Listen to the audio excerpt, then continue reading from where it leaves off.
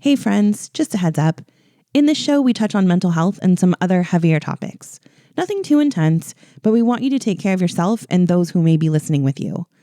Also, all opinions are our own and not affiliated with 21 Pilots in any way. Listen with care, and thanks for being here.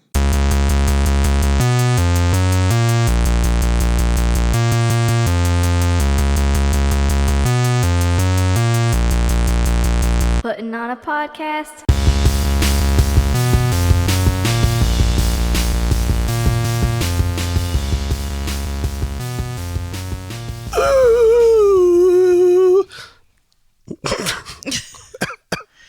Wow. It sounded like an old door opening. Yeah. Well, as you can tell, folks, my voice is still messed up. Yeah. But I feel better. So we're getting there. I think we're on the right track, the right trajectory toward wellness, but I don't have a good voice anymore. Not that it ever was good. I don't know, but now it really sucks. So Yeah. you get what you get. And you don't throw a fit. No, you don't. Words to live by. Welcome back to Clique Bait, the 21 Pilots podcast, the only, I was going to say penultimate, but that doesn't make sense. No, here. it doesn't make sense. This is the only 21 No, Pilots it's not, podcast on the airwaves that matters. Oh, all right. It's the only one that does what we do. It's the only one with a husband and wife co-hosting duo. Yeah, I think It's so. the only one that talks about positivity and keeps it about the music. It's just the only one that you should be listening to. And I'm preaching to the choir because you're already listening if you're hearing this. Right. Exactly. But I would like you to tell your friends and your family and your dog and your dog's family and your dog's best friend. Your dog's Because this isn't on the notes. I just want to say this off the top. okay. We look at the downloads. We're not doing this for money. We don't do this for any other reason. In Absolutely fact, it's probably, not fame. yeah, in fact, it's probably more work that we don't need to take on in our lives. But we do it because we get some awesome comments and feedback. And it's just totally worth it. Warms the heart. And some of those comments are like, thank you so much for doing this. You know, just like the music, you guys brighten my day, whatever. If it's just that one person that says that nice thing listening, I think it's worth it. Yeah. Plus, it's quality time well spent with each other, talking about something we love, and it's fun. Sure. So, thank you. But I mean, like, if more people were doing that, it'd be cool. You know? Yeah. If there was 1 million people listening and feeling the same way that one person does, that'd be awesome. So that's why we look at the downloads and tell you to tell your friends. But at the end of the day, it doesn't really matter. I mean, listen, 21 Pilots has over 14 million monthly subscribers. So I'm really not understanding why the numbers aren't translating to us. Well, I think the people are too busy listening to them. Possibly. But, you know, our numbers are great. So don't get me wrong. We're not struggling. I'm just saying, you know, it's, we'd still do it because it's fun. So, but it's more fun if your dog's babysitter's dog listens. So please Your tell. dog's babysitter's dog? Yeah. So please. Whoa. Well, I imagine the dog babysitter probably has their own dog. Wouldn't you think? I don't know. Like, I feel you're like if gonna I was spending babysit all dogs? my day babysitting dogs, I might not want to go home and like have to take care of another Oh, is that dog. like the pool guy that doesn't have a pool? Yeah. Yeah. Maybe you're right. I don't know. I don't know. All right. All right. Let's jump right into it. Let's do it. We have another festival. Yeah. Believe me, I know. Guys, You don't have to tell me because I know. we need to take a break for the sake of our bank account, please, Yeah. You're telling me? because they're killing me. Yeah. So, I got it. Newsflash. sorry, I didn't think we put the dogs away. I thought I heard clomping down the stairs. Oh, no. It was weird. Newsflash.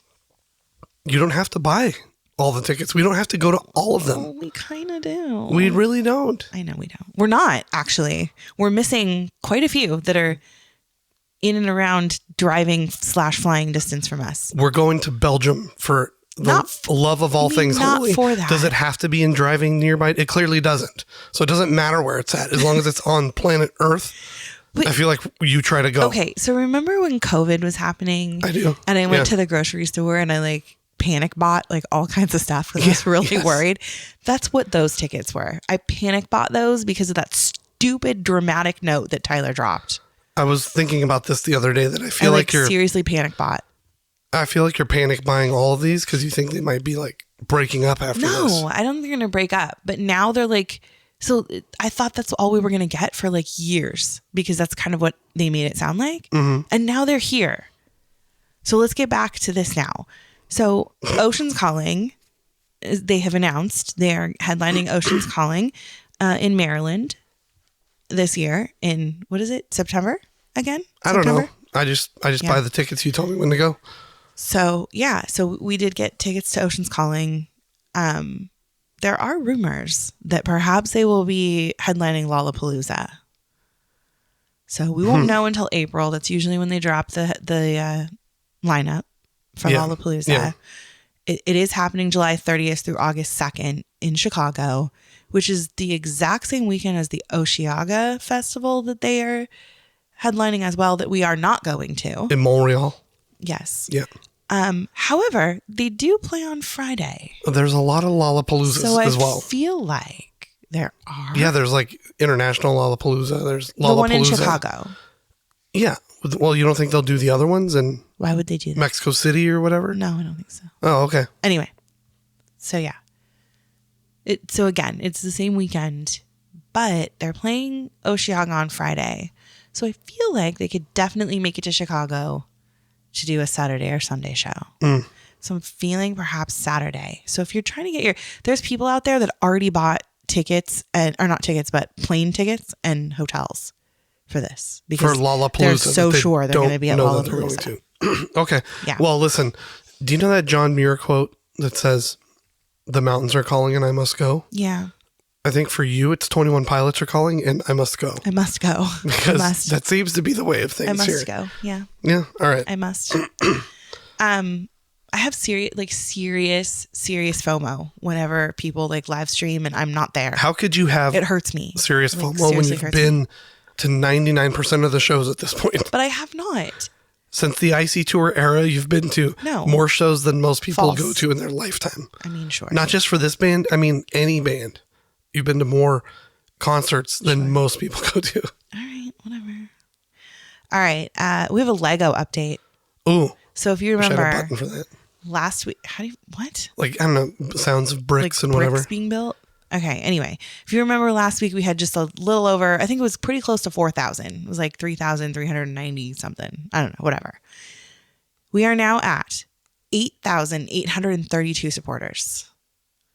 So that means we still have 603 more days to make it to 10,000. What do you think the cost of this will be? I know for you it doesn't matter because you'll just buy it. But what do you think this will cost? I had a listener on Spotify say that they think we'll get there, but they're not sure if they're going to buy it because it'll probably be like $300. So our son Jorge. It was super into Legos for a while. Really, really into Legos. Kids are, And remember when Jurassic Park came out, they had that big mansion one? Yeah. Lockwood Mansion or something? Yeah. I feel like that was the one that was the most expensive that we've ever purchased. And that was like $130. And that was what? 5 years ago? I don't even remember. So I'm feeling this is probably going to be in the 200, 250 range. Okay. I mean, it only had about 2,000 pieces. That's not really a lot, to be honest. This one? Mm-hmm. Yeah. That's not too many pieces. So I don't know. But it got me thinking, because this is the stressed out house, right? This is Josh's house and stressed out. Yeah. If you were going to build a 21 Pilots Lego set, what would you build? Oh, easy. Like, what would be your set? Easy. What? Dima. Yeah, I was thinking that too, but I feel like we don't know enough of what it looks like inside. I guess it doesn't have to look. Not all Legos definitely. Like the house thing, you turn it around and it has the tchotchkes, but yeah, I feel like you could build the city walls and the towers and, Oh, you could have like the scene. Yeah, and you could have Torchbearer and all that stuff. Yeah, like right. Oh, I like that's easy. That would be a big one and it would be very expensive, but I think that would be fun. And I also think that let's see. What else? Me personally, I would build the main stage for the Shy Away music video with the dragon and the rainbowy thing. Yeah. Oh, the submarine would be good. I was thinking the submarine would be kind of cool. Just the dragon in general. Will Smith's house. Yeah. Totally. Trash would be cool in general. Yeah. to build. Just a big, It would big be old really dragon. cool to have the whole continent with like Voltsoy. That's a and lot. Well, Dima. now we're but on to it's something. pieces, and it's like a series. Yeah, there you go. Hello. There you go. Somebody should go work for Lego. A little Lego Ned. Like, how cool would that be? Yeah, I know. We're on to something here. We could build Ned's little cozy fireplace room thing. Yeah. Bunker, cave. Yeah. Whatever it was. Mm-hmm. That'd be cool. Yeah, All right. Anyway. I like it.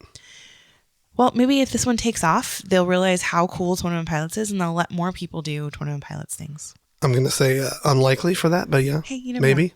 All right, let's talk some drag path, because it seems to be what anyone else wants to talk about nowadays. Yeah. So, drag path hit number 7. I'm sorry, hit 7 total charts this week. Excuse me, not number 7. Excuse me. 7 total charts this week. That's crazy talk. I didn't know there were 7 charts out there. I know. There's like a ton of charts. But they hit 7 of them. So they hit the alternative streaming songs chart at number 13. They were the rock streaming songs chart for number 14. Alternative airplay number 29. Rock and alternative airplay. So we're combining now at number 33. Okay. Now that you say all this, there's probably infinite charts because there's probably but now we're getting Bob's, alternative chart No. These from are all Maine. Billboard. These are all Billboard. Oh, so Billboard's the overseer of these little subcategories. Yes, these are all Billboard. All right. However, now we're getting into the big stuff. You ready for the big ones? Mm-hmm. The Hot 100. Ooh, hot. They were number 57. Nice. Billboard Global 200, number 57. Billboard Global exclusive to the US, which I don't get, but whatevs. Yeah. Number 81. And then it rises to number 8 on the list of the most consumed rock tracks in America. And number 9 on both the Hot Alternative Songs and the Hot Rock and Alternative Songs tallies. Nice. So just to put it in perspective here, Overcompensate was originally Overcompensate was originally the highest at number 70, charting at number 70. Before that, it was Shy Away at number 73 on the global charts. So it got itself up to 57. Nice. Which is pretty amazing. And then this was the kicker. This is where I knew we had finally hit the big time, because you know where I got all of this information? Google. Forbes magazine. What? We're in Forbes magazine, you guys. We got the boys into Forbes magazine. Wow. So I was very pleased. Yeah. I was really happy. Go drag path. Keep on trucking. These charts are reminding me of like CSI, the TV show. There's CSI Las Vegas, CSI New York, CSI Boston, CSI Zimbabwe, CSI Uzbekistan. Okay, we get it. Like, how many charts do we need? Can't there just be like alternative and rock and roll and heavy metal and rap and like the big ones? Well, I'm sorry, but the global, that's the entire planet. Oh, is it? The planet. Thank you for clearing that up for me. That's what global means. Planet. I wasn't sure. Yeah, 57 for the entire planet. The whole planet of Earth. The whole planet Earth and some parts of Mars. That's incredible. Some parts of Mars. I don't know. Global. Oh, that'd be so cool if they played on the International Space Station. Amazing. You'd go. I would go. You'd find a way to go. I would totally go. SpaceX, here we come. All right. It feels like with all these festivals and everything being announced with Drag Path coming out and being popular, that the hate is back in full force. Have you noticed that? No, I felt like it was opposite. When I read this in the notes, I was like, what are you talking about? It's driving me bananas. I'm curious here. So, of course, all these festivals are announcing their lineups, right? And I will say that the majority of comments are like, yes, my favorite, and so excited that they're going to be headlining. But you got your stupid little people in there that are like, what? They still have songs? They still play? Yeah. And you get your stupid little like, oh, they're so overrated. And all your dumb people. And like, yay, the clique usually, tears them to shreds. But I feel like it's just so prominent now because we just keep getting all these festivals. And then with Drag Path coming out, there's just like other things that aren't specifically 21 Pilots that are promoting them. Not promoting them specifically, but like giving them accolades, I guess. You know what I mean? Do you know what this is, though, I think? I think it's a little bit of jealousy. Maybe. Because some people's favorite band doesn't stand the test of time. They're not relevant in, 2016 and 2026 like this band is. Sure. So I think it's also that it makes people feel cool to like rip on something people love so much. I don't know. I know some people that just hated Stressed Out so much, and they thought it was just so overplayed that no matter how good the song is now, they will not admit that it's good. But you can see it when it's playing that they know it's good. Yeah. And they know other good music. So I know that they know what good music is. Yeah. And it'll be playing and they're like, nope, it sucks. Nope. But it's like, I can see on your face that you like it. I have a little subtitle underneath me saying, raise his hand. I don't like Stressed Out. I'm one of those people. It's not my fave. No, that's fine. But I think I do like it live. I will say that. I enjoy it live. But when it comes on, I give it the 31 seconds. You've been able to find the beauty in everything else. Right. Everyone else who's just maybe heard it on the radio was like, overplayed. Sure. Nope, don't like it. Yeah. And then never gave anything else a chance. And they're missing out on such a great catalog. Yeah, I agree completely. But I do have a question for you because I feel like a lot of the festival stuff has to do with the fans. Do you think we're responsible for some of this? Yeah, 1,000%. We're responsible for all of it. I don't think no. I think the boys and yes, I'm going to say it. They're weird. People don't get it. Yeah. So they just immediately like, oop, that's weird. I don't like it. You know what I mean? So I think they have some part in it. The music it's a taste sometimes. So I get that. They have part in it. But I feel like thank goodness, loud minority of some of the Clique fans are the reasons why people don't like us at festivals. I think they don't like us everywhere. I think that... I don't think that's true. I agree with what you're saying. But like, I feel like all music has a taste thing involved. Yeah. Okay. And like, the White Stripes are weird. Jack White's weird. Yeah. So that doesn't matter because some people just like weird music, or but some not people everybody likes the White Stripes. Understand? No, I know, but I don't think there's as much hate for them that's prevalent here. Sure. So we're either super sensitive to it because we're in the middle of it, we're in the thick of it, so we see it. Like I follow Jack White, but I don't religiously like look up his stuff and wonder what's going on with Jack White. So I don't know if there's hate groups out there against him. But we're right in the thick of this, so we see both sides. But I do think that, like, and I'm only saying this from personal experience, and I can't say too much here, so we can offline about this, but in the wild, the Clique can be annoying, very annoying. And then on social media... But like I said, I think it's the loud minority. Well, I don't hope think everybody is. But that usually people see the loud minority more than anything, just even in society. They see the bad parts of a group. We see that in politics all the time, right? They see the extreme or the bad part and not the majority good. And so then that group gets labeled as bad. So I think that's what's going on here. Out of curiosity, does 21 Pilots fans have a bad reputation over other fan bases? No. That's good. No. Okay. I just think that any fan base, Taylor Swift, anybody who has a rabid fan base is going to have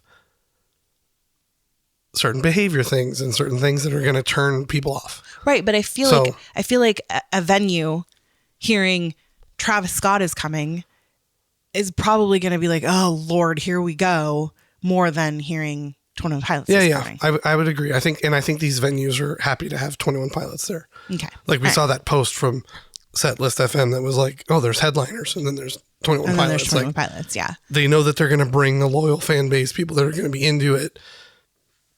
They may not spend a lot of money on, food and drinks because they're sitting at the barricade all day. But so from a business standpoint, I'm sure the venue doesn't really care for that. But they know they're getting a passionate fan base that will care about the music and not necessarily engage in shenanigans. Sure, yeah. So, all right. Well, I'm just going to wrap this up in a little tiny bow.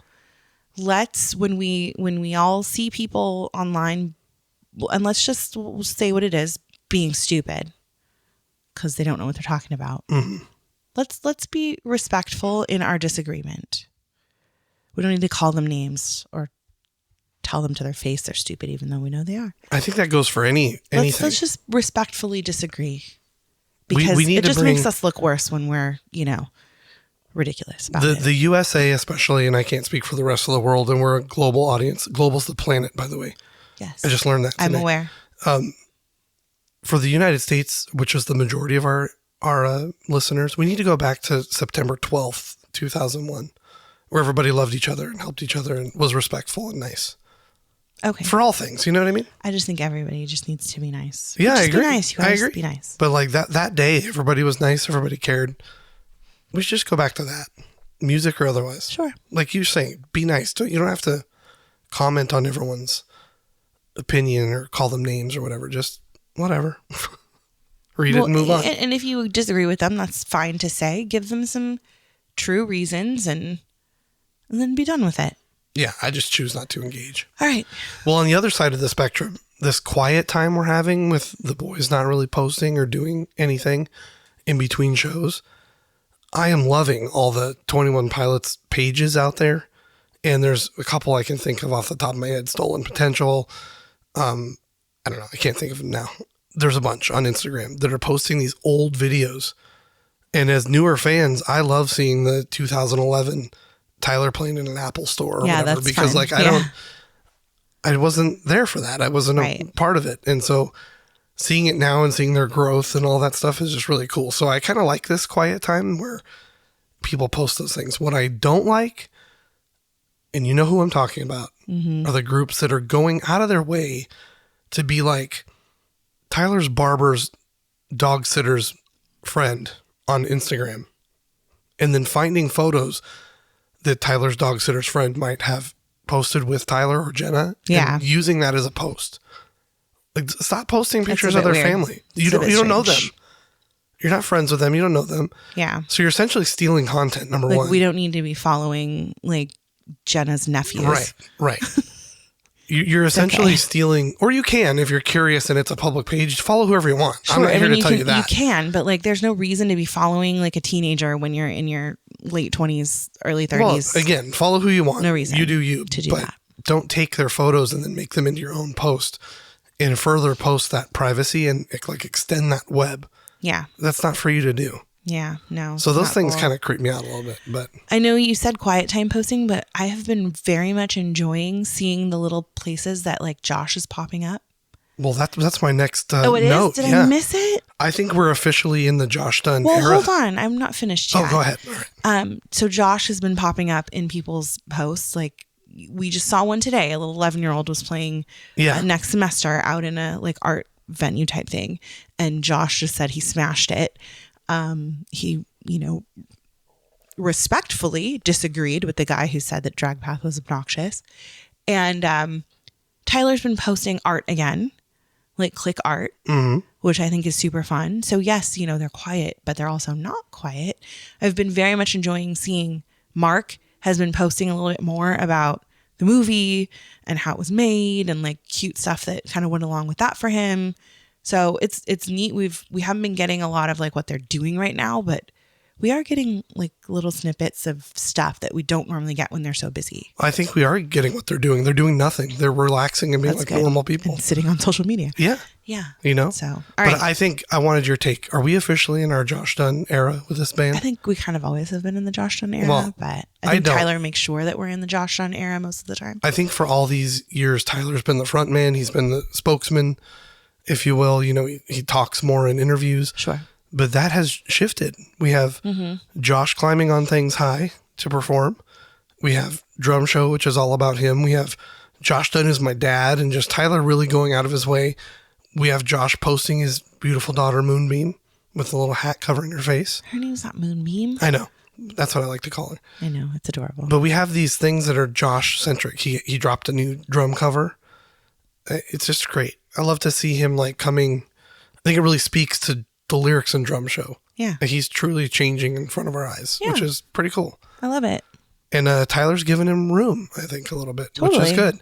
Because I think, like, listen, we try to do this equality thing, But we all know Tyler's the leader of the band. Like, I'd love to know like what their split is. Like, is it 50-50 or is it 80? I'm sure it is. 60-40? Like, what is it? No, I'm sure it's full on 50-50. I mean, it's Tyler's band. Josh joined Tyler's band. So I think that's the fact. Sure. You know? I think that Tyler doing I'm the lead singer and his, funny video, like, back to me, you know? Yeah. I think him doing that is his defense mechanism of, like, he doesn't want to be the number one all the time. And I think that's his way of making it seem like silly that he is. I don't know how to explain. I think he's happy to share the spotlight. Yeah. And I think how we always say that you're the Josh and I'm the Tyler of our relationship. I do the same thing in weird situations, like make jokes and be silly, because that's the only way I feel comfortable. So like, I think back to their farm video when Tyler was like, obviously that was shot and made to be silly, but Tyler's like, well, I'm the lead singer and there's only one seat. So I guess, so like, I get to drive. Yeah. Like, I would do the same thing. I'd make like little jokes like that. I don't and think you he's being actually like that. Josh would be totally okay with that. I'll just be quiet. Yeah, for sure. I want no part of this. 100%. But I feel like I think it's shifting a little bit. Like Josh is coming into his own. The interview questions are pointed right at him because of his brand new daughter and, all these things. So I think it's, I think it's good. There's a little balance going on, which makes me feel happy. He's bringing balance to the force. Yes, I like it. Yes. All right. I'm going to talk about something that is 21 Pilots adjacent. Okay. And it's adjacent specifically for me, but I feel like all of our listeners, and I'd say most of the clique, can absolutely relate to what I'm about to tell you. Because I just learned a new word today that I didn't know existed, but that apparently does. Do you recall, and it's actually happened quite a few times, where we'll be sitting in the car and I'll like show you my arm and like, look, goosebumps. Right? Yeah. I just did that like a couple of weeks ago. Mm-hmm. Well, I learned today that actually has a term. It's called frisson. Frisson. It is a French word. Oui. And it means it's a physical sensation, tingling on the skin, goosebumps or shivers down the spine, triggered by powerful and emotional experiences. And it only happens to about 50% of the population. I've heard 50%. I've heard 2/3, but I'm going to go with 50% of the population. Okay. And it's shown in people that have a, I guess, strong emotional and empathetic personality. Does that make sense? Mm-hmm. So it's not actually, I'm sure people have told us, people like me, that we're dramatic all the time. We're so dramatic. Yeah. But it's not that. Our body actually responds to that stimuli and produces dopamine, which gives us that like good, happy feeling. Yeah. It like actually responds to that. And only 50% of the population does that. Those are all the empaths? That 50%? Yeah, people that are strongly and emotionally connected to like art and music, and they're the people that like really feel that. Because there are people that really feel and people that just don't, and that's okay. There's no right or wrong, but that's how our body is chemically made, I guess. So what do you make? So it's very cool. What do you make of me? I'm not an empath when it comes to people, but I really feel music. I don't know. I'm not sure what to make of you. Oh, great. I think another way of saying what you're saying is, without frisson, is that you are like almost like absorbing other people's feelings. Yeah. And that's the empath in you. It's like when you can really feel someone's hurting, you're hurting too for them. I think like you can actually feel it. Empath and frisson are completely different things. So you can have this thing, but not the other thing. Mm-hmm. You know what I mean? Yeah. But they're just saying people that generally are empathetic or emotional are people that tend to have this particular, stimuli response. So you hear that, people? We're not emos. We're frissons. And I still believe this, but I used to say it was like the Holy Spirit moving through you, giving you that emotion that you feel. It's that strong emotional response. And obviously, how I'm going to tie it right back to 21 Pilots is it happens a lot And especially some songs, or maybe it was just happening to be that one song that I needed to hear at that time or whatever it is. So if you're like me and you're getting the goosebumps, welcome to the 50%. You know what it's like? It's like that flavor profile umami. Yeah. You don't quite know what it is, but I don't know what it's is. good. I don't know what umami is. Yeah, we don't know what it is. Nobody knows what it is. Yeah. It's not savory or sweet. It's like all of it together. It's crazy. And when you put it in your mouth, it's a symphony. Yes, It's heaven. It's heaven. So I think that's the same thing when you put 21 Pilots in your ears. Yes. Yeah. Nicely put. Frisson. Frisson. So next time we're at a show and you're breaking down, can I say, are you frissonning right now? I don't think you can turn it into a verb. Oh, okay. But all right. Yeah. All right. Cool. Let's move on. 21 Pilots fans doing amazing things. And this came across my feed because they followed our page. And they don't have a lot of followers at the moment. I think they're very new right now. But it's a new mailing list club for the Clique, for 21 Pilots fans. It's called the Yellow Envelope Club. What? Nothing. Oh, you were looking at me weird. And it's called a listening. fan curated to encourage unplugged interaction when we can't be together. Oh. So it's specifically meant so that you don't have to scroll. It's like you can touch it in your hand. It's things that you are tactile things that don't need to have internet and stuff with it. But it's just so that we can continue to be close to each other when we're not with each other, which I think is really cool. So what it is it is $16 a month. And what that gets you is it gets you a carefully curated, their words, not mine, yellow envelope snail mailed each month. And in each envelope, you'll get a small collection of flat paper-based pieces. So they're going to come in envelopes. It's not going to be anything like 3D or, some package, obviously. And they're going to be things like letters, artwork, reflections, or printed keepsakes. And they're original contributions that are going to be created by members of the Clique. So if you're an artist and you want to contribute, they have a spot where you can send your work in to be put into these yellow envelopes to give out to the Clique each month. Nice. Which I think is really cool. I like that. So like I said, it's a tactile experience designed to be held, read, and collected. So they want you to keep it. Yeah. So I think it's pretty cool. I think it's really neat that they've done something that helps to keep everybody together when we can't be at shows and trade bracelets and hand out stickers and things like that. So it sounds really cool. I hope it takes off. Just a couple of things to note. If you're interested in joining, you need to join by the 15th of the month to make sure that you receive that current month's mailing. So if you join after, you'll have to wait until the next month, if that makes sense. Yeah. The yellow envelopes are mailed around the 21st of each month, of course. Mm-hmm. And you can cancel anytime. So if you decide it's not for me or $16 is too much right now, you can cancel it at any time. So I think that's pretty cool. Yeah. You can find them at yellowenvelopeclub.com, Yellow Envelope Club on Instagram, and the Yellow Envelope Club on TikTok. I like it. Yeah. I have not a fan doing amazing things, but kind of a plug, if you will. Okay. Our friend from way back, early episodes, CC in the Trees. Yeah. What's the handle? Do you know off the top of your head? SISI_ in the trees, I think. Yeah.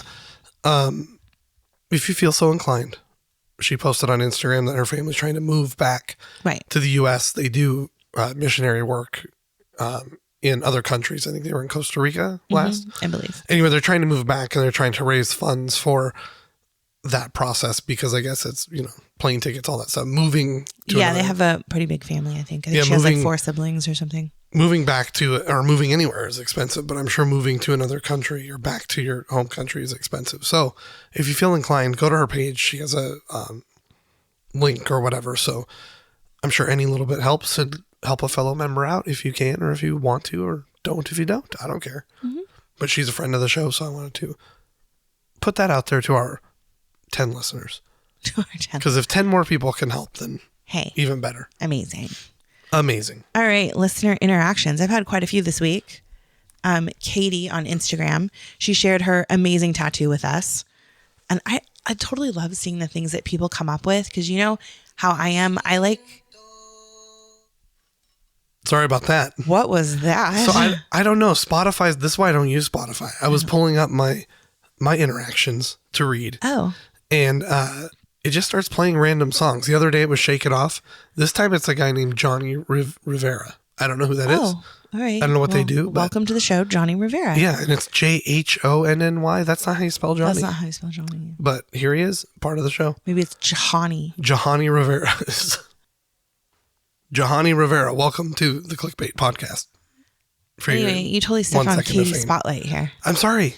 I didn't mean to. Anyway, Johnny did it, not me. Katie got this really amazing tattoo and she wanted to make sure to show us. But what I was saying was I really enjoy seeing people's tattoos that are not so in your face that it's 21 Pilots, but it's like the ones you got to know. Like if you know, you know. Yeah. I love those kind of tattoos. And that's kind of how Katie's was. It was really beautiful and inspired me to really want to get the one that I've designed done. But yeah, so it's cool talking to Katie. Anne also on Instagram shared that she loved how we talked about the older people at the movie last week. She said she's been a long time listener. This is the first time I've talked to her. She said she is 58 years old and she took her coworkers that are in their 20s and 30s to the movie. And we now have like new fans, which I think is super cool. So that was fun. I love hearing people that are, you know, more advanced in age on the higher levels in the video game. I love that. The video game of life. We've leveled up a little bit more than some of you. So it was cool. I really like talking to her. And then Brooklyn. I think she's also on Spotify. Yes. Yeah. Brooklyn O'Shea. Okay. Well, yeah, anyway. This is her month, man. All right. Brooklyn sent me all kinds of videos of all of the covers that she's gotten to see. And just like you talked about how fun it is to see videos from like the past because we weren't there. I mean, we were there, but not there. You know what I mean? It was really cool to see some of her videos from concerts and stuff she's been to. So that was really fun. Thank you very much, Brooklyn. All right. I have a lot, but I'm going to go fast because I've been making promises for 3 weeks that we would get to them. So I'm going to power through these. All right, let's do this. This is from 3 episodes ago, Drag Path, the video and everything we got. Annabelle from the Spot of Sploosh says that she has a theory that she'd like to share that makes her feel a little less disturbed. It's not as deep as our theories. Oh. But she would like to think that the bunny was just asleep and the whole time maybe having a nightmare. She doesn't want bunnies to get hurt or families to get maimed and murdered by the evil dog. And she thinks the weird things like the scissors stuck in the trees and the random furniture and all that seem like almost like a dreamscape. Oh, yeah. Okay. I like it. Yeah. And then he grew up and he was pulled out and it says IDK with a laughing face. I think it's a good theory. And other people chimed in and said they love that theory. So my message to that one is don't worry about if you think your theory is dumb or not deep. Put it out there, man. Everybody's theory matters. We're going to get to theories that I thought were dumb and not deep in just a minute. Oh, I love that. Clancy's jumpsuit has some drawings out there that she would like folks to check out. Oh, where can we find them? On YouTube at Shadow Dragon 5648 if you want to check it out. Okay. Yeah, because I don't think she has social media other than YouTube. Let's see what else. Oh, nice to greet you says great episode. Thank you. Marco said great episode as usual. Agrees with my analysis for the most part of Tally. This is back when we did that. Thank you for agreeing for the most part. That's the best I can hope for. I don't need full agreement. Just the most part is good enough for me. Someone new that I've never seen before named Telepod Jr. Oh, hey. Said that rabbits are not nocturnal. They are crepuscular. Oh, okay. Crepuscular. Sure. And they want us to talk more about the music video edit of Drag Path. So Drag Path in our search results gets a lot of listeners, so maybe we shall just talk about Drag Path every episode, because this is now the Drag Path podcast. We haven't talked about this, but when I search for Drag Path stuff, our podcast comes up quite a bit. So maybe we'll do that. Telepod Jr. Sawyer said great episode. Let's see what else. The deep dive on Tally helped him enjoy it a lot and would like to consider it to be one of the favorites. So excited for more than we ever imagined. That's how old these are. Raina said, hey guys, great episode. Loved hearing your thoughts on the music video. That's definitely a lot to think about. It was definitely a surprise, but I like it a lot, and I'm really glad they changed the song a lot. So ours is truly special. I agree. Yeah, I agree with that. I agree. But the only bummer is that the general population is getting not the best version of it. You know what I mean? I don't know. I don't know. It's like people that only know 21 Pilots for Stressed Out. They're not getting the best version of them. I guess. By not listening to the other stuff. So those are my thoughts. But it's out there. People have posted it on YouTube and posted it on Spotify. It's out there. Marper said, thanks for the drag path deep dive. I think we mentioned that she was studying something about herbology at one point. And she clarified that she goes to an agricultural school. She's not growing. Hey, we love illicit agricultural drugs or anything. schools. Yeah. So plant growing is one of the subjects. And she also breeds horses. So Marper Aggies. We love them. Marper out on the farm. That should be your username. Marper on the farm. Oh, I like that. All right. The episode after that, we got some more comments. We'll try to get through these. You know what? Let's just skip to the most current ones. I don't want to take too much time. Okay. So, Yasmin Janelle, I think, is that the Throne of Pins person? Yeah. That's our friend. Said that the theater was quiet for more than we ever imagined, but a few were bopping. So proud of the boys and Mark. It was beautiful. She struggles with poor vision and can't often attend concerts for one reason or another. So this documentary was great. Really like being at a show, and she was awesome. so grateful for it. And thank you to another great episode, Mr. and Mrs. Clique Bait. I love that that's become our moniker. It's so great. And she stands by her comment, throne clap of clap pins. Yes. Clap. Throne of pins. Let's see here. That's like, yeah. Brooklyn gave it a 10 out of 10 episode as usual. She loves their covers so much, and done some super fun ones that she shared with you, which we talked about. Clancy's jumpsuit's favorite part of the movie was in the bathroom afterwards, because all the clickies went to the bathroom. Oh, so fun. And there's black paint on the sink and people talking about, the show and how great the movie was. And like, that's where they could really let loose. Cause in the theater, people weren't sure. That's what I said at the end. And everyone was like, oh, I love your shirt. Oh, your baby's adorable. Her favorite adorable. part was the bathroom. And then she said that she just talked about, let's see here. Where did I put this? This was important. She mentioned that she talked to someone about 21 Pilots and they're like, isn't this 2026? Yeah. Similar to what you said earlier. Like these idiots that don't realize that bands actually play for several years. They out on they really did. Some great stuff. But you know what though? Let's keep it positive, because when they finally find out how great the music is, and they get to go back, don't you wish you could go back and have never heard it? Yeah. And listen to it for the first time again? Yeah. They're so lucky.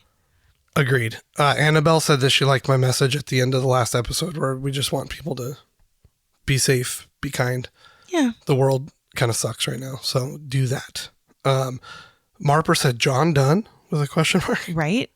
What? Who is that? Yeah, exactly. Let's see here. And just a couple more. Nice to greet you. Said great episode. Sawyer is upset about the lack of splooshes and buttons. We have been lacking sploosh. So I have an announcement to make. Oh, great. Everybody listen up. We, for you, have purchased a new recorder machine. And Mrs. Clique Bait doesn't exactly know this just yet. Oh, no. But the new machine has 6 buttons. Currently I have 4. Oh, God. But it has up to 6 pages of different things you can scroll through in the moment to load 6 times, 36 sound effects, including voice effects that'll make us echo and reverb. So when we announce the deep dive, it's going to be there's going to be a whole bunch more sound and fun coming to the show very soon. Okay. It arrives soon. And as soon as I figure it out, we're taking things up a notch, everybody. So I'm a man of the people. They asked for it. We went and did it. We spent the money. We're getting a new recorder with new features just for you. So when you tell your dog's babysitter about our show, make sure you tell them that it's interactive. We read out your shout outs and we have buttons galore. There you go. I'm done. Is it time? It's time. It is time for this is the only button of the day. I know. What is going on here today? It is time for the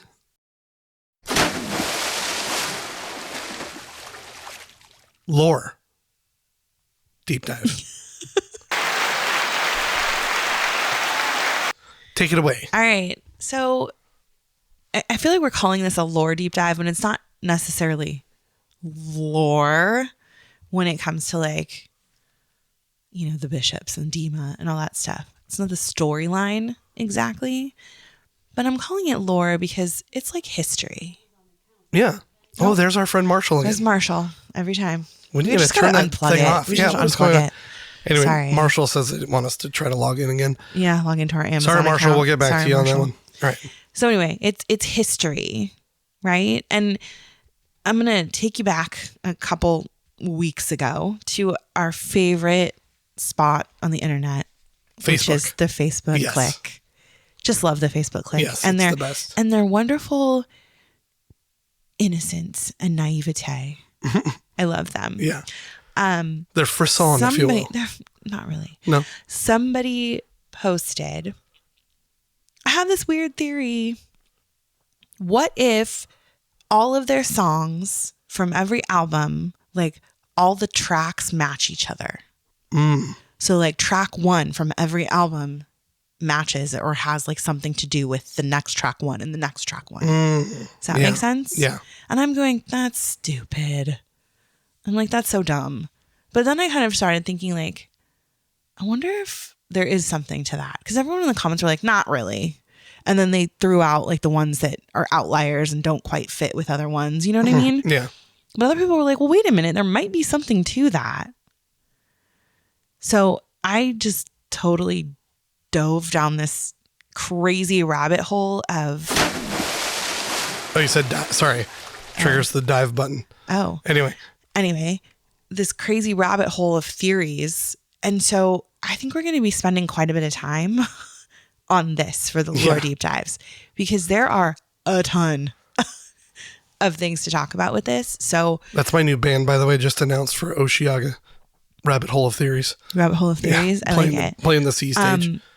Let's just put it this way. I'm probably going to do like maybe 2 each time and we'll have it for weeks to come. Oh, okay. There are a lot of things to think about when it comes Somebody to these asked songs. for this, right? They wanted all the crazy theories.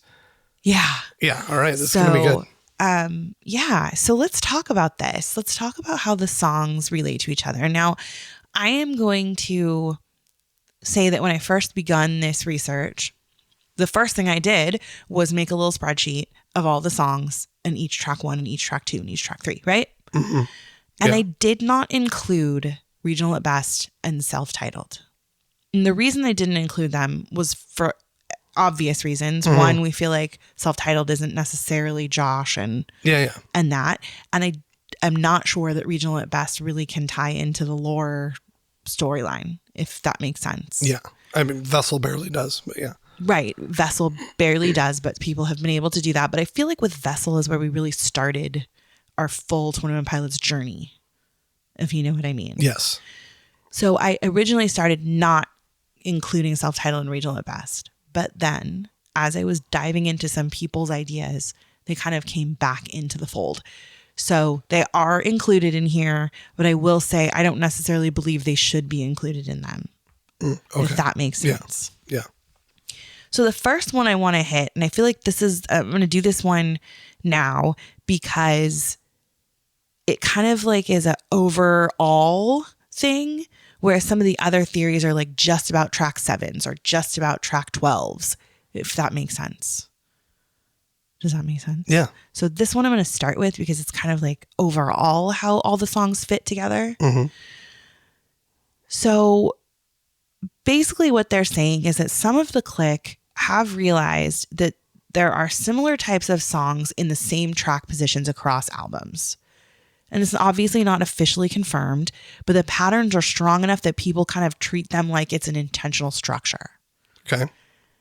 Especially, like I said, if we go from Vessel onward. But some people have been able to include Self-Titled and Regional at Best. So here are some, convincing themes here. So the first one I want to talk about are that the track numbers themselves have themes. So this is what we're going to go through here. And I'm not going to go through and like read every single track 1 and every single track 2 because we just don't have time for that. But what I am going to do is talk about the ones I feel that fit, and maybe some that I'm like, I don't feel like that theory fits very well. Does that make sense? Yeah. So I would love it if you could bounce off of me a little bit and like say whether you believe that this theory actually fits. Yeah, it'll be my pleasure. So like if I said all of track 1 are superhero themed, you'd be like, I don't think so. Yeah. Right? Okay. Yeah. Okay. And if you're listening, follow along with us. Tell us, obviously we can't hear you, but Yeah. follow along. Yeah. All right. So what people have begun to believe is that all of track 1s are your basic cinematic opener. They're usually huge, dramatic, kind of sets the tone for the entire album, which I would say any track 1 usually does. Yeah. For any album, should, it's not yeah. just 21 Pilots. But what I think is the most important is that they're saying that the track 1s are an introduction to the album's conflict or its part in this world of lore that we're in. Does that make sense? It does, yeah. So we can take a look at songs like Jumpsuit, Overcompensate, City Walls. Those are all your big, like dramatic, cinematic songs. And when I say cinematic, like it could be a movie. Like it could be a movie song. Yeah. You know what I mean? So I totally feel like those fit. There's a reason they have used track 1 to open their shows. Right. So I totally feel like those fit. I even think, I think Good Day completely fits there. Heavy Dirty Soul. Yeah, I could see that fitting. But this is also where like explicit demand for proof or implicit. Why did I say explicit? What? Implicit demand for proof. I don't think it doesn't hit me as cinematic and huge. Right? Yeah. I don't feel like it fits. Right. They say track 2s tend to be your major fan staples or your big singles. So we have Holding On To You from Regional at Best and Vessel, Stressed Out from Blurry Face, Levitate from Trench, Choker. That's where they lost me on both of those. Next Semester and Raw Fear. So Levitate and Choker, I don't think fit this theme. I feel like Choker has like a special You forgot the place. biggest. What? Stressed Out. You're going to tell me that's not a major fan staple? No, I'm just saying you didn't say it. No, I did say it. Oh, did you? I thought. Yeah. I'm sorry. I missed that. No, yeah, I All said right. it. Well, this theory lost me at Choker and Levitate. Yeah, I feel like no Levitate way. and Choker don't quite fit there. I know Choker has a special place in the Clique's hearts, but I think it's one that gets like, I think both of those, Choker and Levitate, get slept on a lot. Yeah. I think people love are like, them, but oh, I that's don't- right, when they hear it and they remember like, oh, that's a great song. But I don't think it's a staple. You know what I mean? Yeah, and I would say like, to me, Scaled and Icy doesn't have any of those. Maybe Shy Away, Redecorate. Well, yeah, Scaled and AC is the Choker one, but definitely I think Next Semester and Raw Fear have made their place in the fandom, especially during concerts. People really get into them, so I think those fit. But yeah, these songs are supposed to have that big moment that like hooks a listener early. And I will say that I think Levitate and Choker fit that piece, but I think those two don't fit. So track number 3, they're saying is the identity song. So they're often lyrically dense rap songs about identity or insecurity, which this is part of where I was kind of like, this is stupid, because it's not like every one of their songs. No. They're all about identity and insecurity. Well, yeah, but like your rap heavy thing the there, rap Shy heavy Away is part. not at all. Scaled and Icy is like an anomaly out of these. So again, we have Ode to Sleep, Migraine, Ride, Morph, Shy Away, Backslide, and Drum Show. So Shy Away and Drum Show, I don't think fit this at all. Yeah, But I'd say the agreed. rest of them, I think definitely fit. They're saying they're usually Tyler explaining who he is mentally or spiritually. So I think those pretty much fit. But then you get Drum Show that's not even about Tyler. So Yeah. not sure about that one. All right. Track number 4 is supposed to be the emotional core. So track 4 is often explore vulnerability and mental struggle. So examples would be Addict with a Pen, like Fairly Local, My Blood, Garbage. I think those all fit really well. But then you get the House of Golds and the Fairly Locals And Midwest Indigo. and Midwest Indigo and The Outside. Yeah. I mean, maybe The Outside, yes. I can see the mental struggle of wanting to conform and fit with the music industry, but then you don't, kind of a thing. You know what I mean?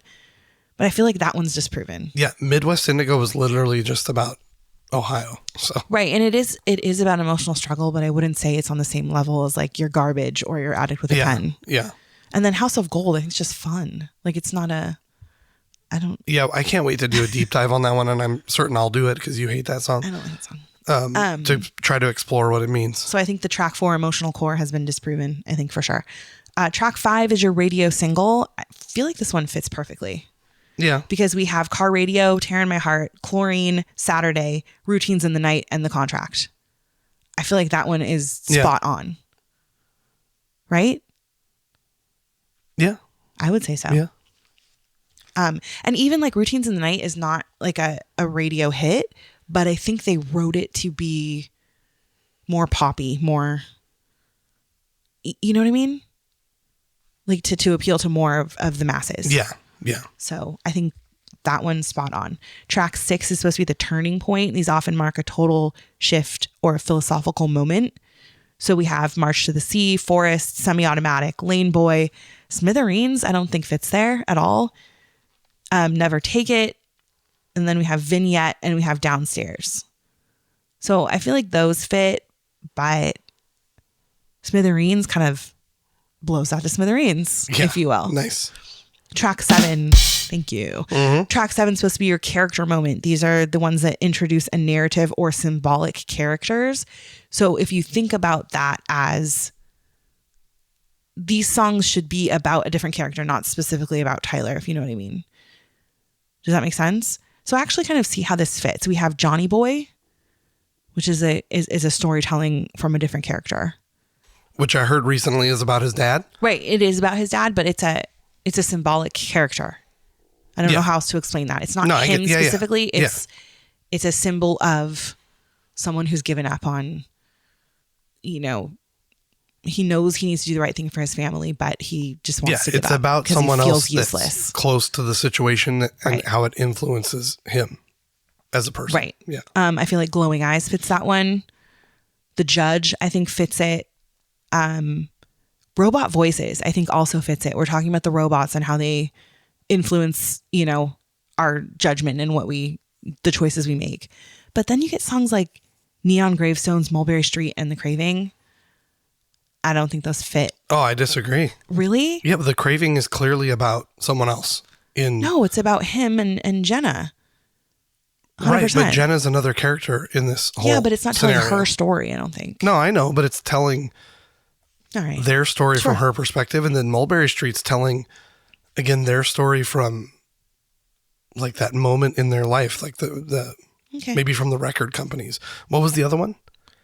Neon Gravestones. I think that fits in a different category when we're going to get to it in a second. But all right, track 8, they're calling the experimental track. These tend to be quirky or stylistically different.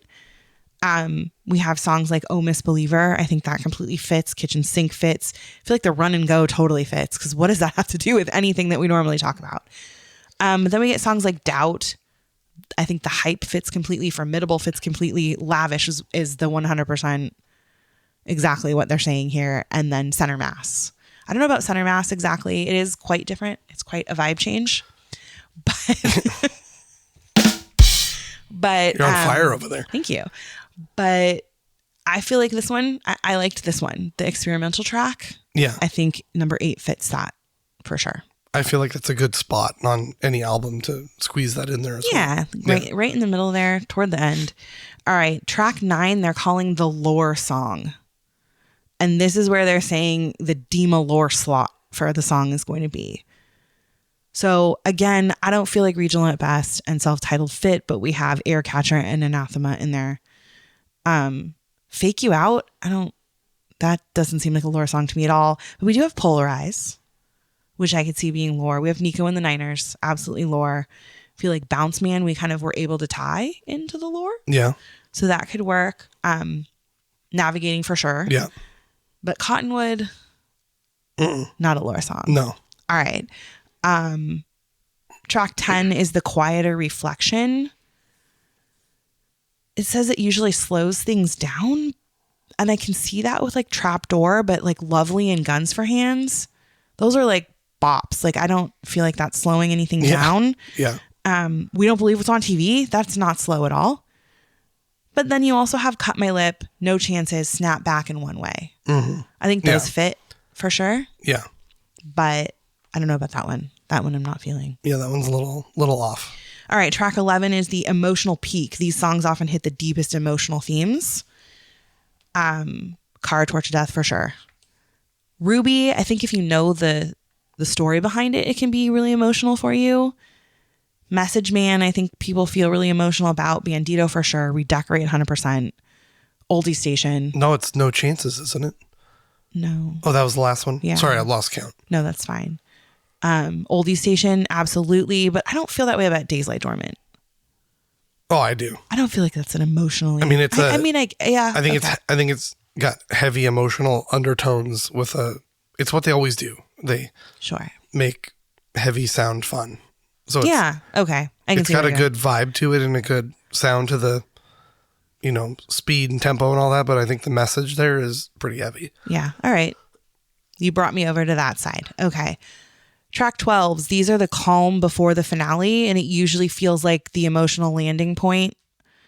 Examples of these are Taxi Cab, Trees, Truce. I don't feel like Hometown or Pet Cheetah fits at all. No. But At the Risk of Feeling Dumb, I think can fit there. Tally, not so much. Tally is like I feel like Hometown, Pet Cheetah, and Tally are like your fun. Yeah, like fun songs. I feel like those fit with like the number 8s that are like experimental and different. Yeah, I mean, I guess it all, and we say this about all their music, it depends on which lens you're looking at it through and what perspective. If you're a writer or a musician, I feel like Pet Cheetah could be quite emotional because it's about that writer's block that I guess any writers felt, and they're probably like, oh God, this is so frustrating. But then the second you sing Jason Statham, I don't think you can keep a straight face. Well, I mean, listen, if you're an artist, and we've already talked about how they're, kind of eclectic and different in their way of thinking, who knows what goes through their mind when they're facing that block. Sure.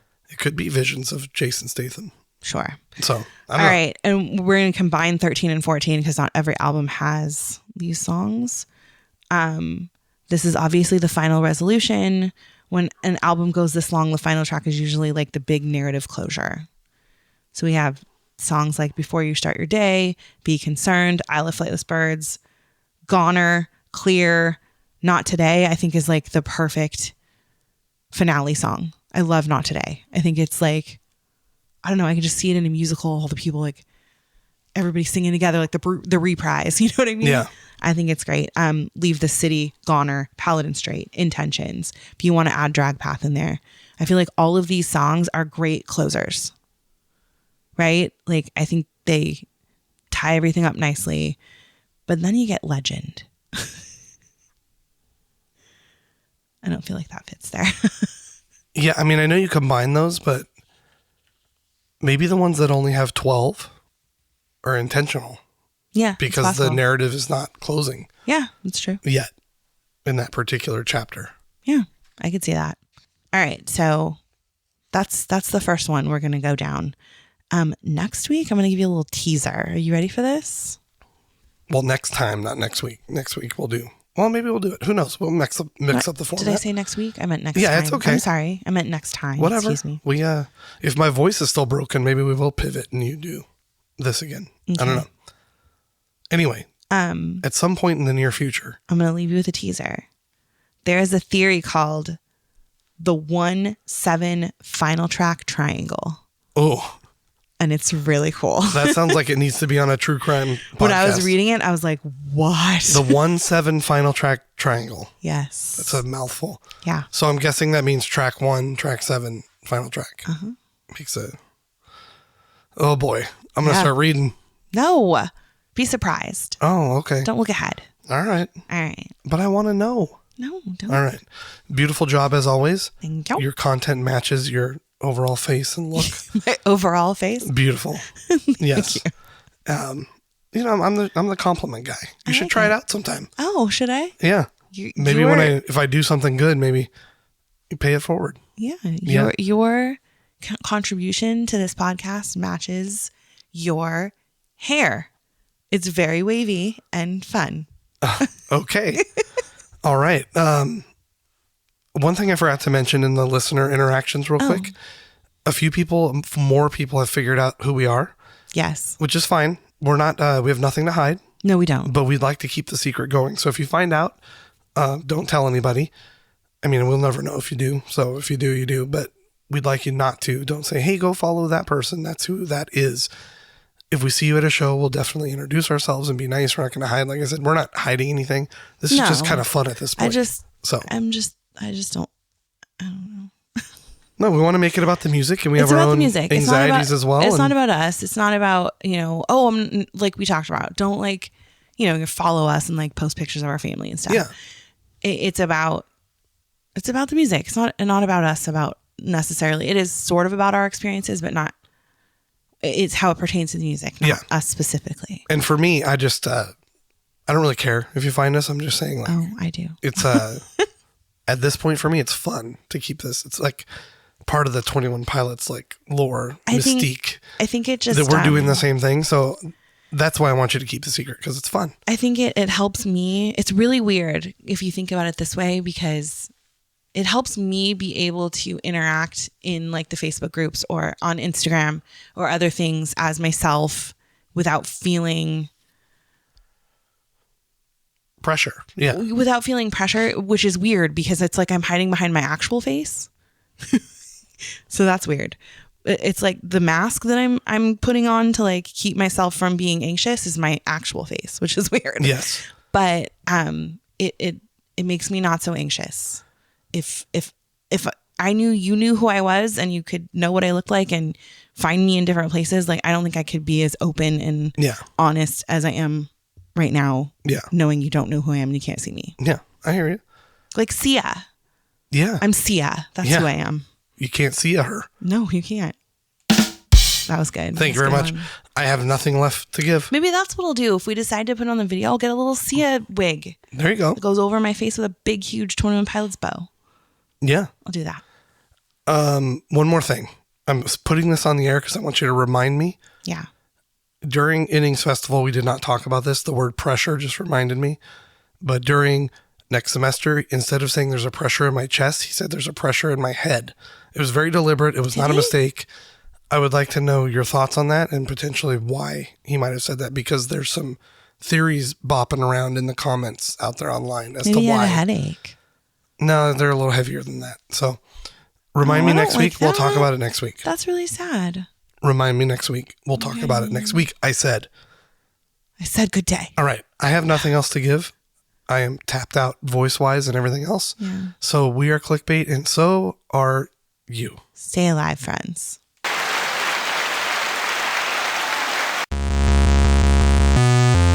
Show.